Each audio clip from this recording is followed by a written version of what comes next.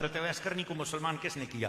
ان کو کلمہ پڑھایا اس گورنر نے جو طائف کا گورنر تھا، حضور علیہ الصلوۃ والسلام کو گرفتار کرنے آیا تھا۔ خسرو پرویز نے جو ہے خط لکھا کہ جا کر جو ہے نا نبی پاک کو گرفتار کر کے لاؤ۔ یہ حضور کو گرفتار کرنے آئے تھے۔ ان کا نام تھا بازان۔ مجھے بہت پیارا نام لگتا ہے، مجھے بہت خوبصورت نام لگتا ہے کہ حضور نے اس نام کو اسی طرح رہنے دیا۔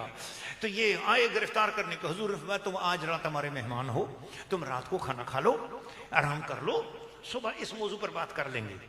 تمہاری قبول ہے، تم سفیر ہو، ہمارے سفیر کو تو تمہارے بادشاہ نے قتل کیا ہے نا، لیکن ہم ایسا کام نہیں کر رہے ہیں، ہم ایسا کام نہیں کر رہے ہیں۔ حق تو یہ بنتا ہے بدلے میں تمہیں مار دیا جائے کہ تم اس کی طرف سے آئے ہو، لیکن میں ایسا کام نہیں کر رہا ہوں، تم آج آرام کرو، صبح تم سے بات کریں گے۔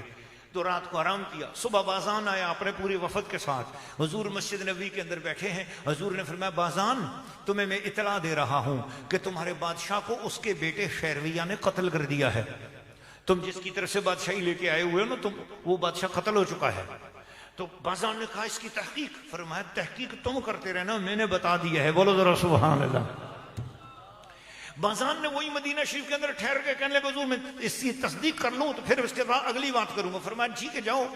وہ چلے گئے اور 3 دن کا کھانا رسول پاک نے فرمایا مہمان ہیں، یہ شاہی مہمان ہیں، ان کا کھانا ہمارے ذمہ ہے، یہ 3 دن ادھر ہی ٹھہریں گے تو ان کا کھانا ہمارے ذمہ ہے۔ اب حضور علیہ السلام 3 دن ان کو جہاں مہمان خانے میں ٹھہرے تھے ان کو کھانا جاتا رہا۔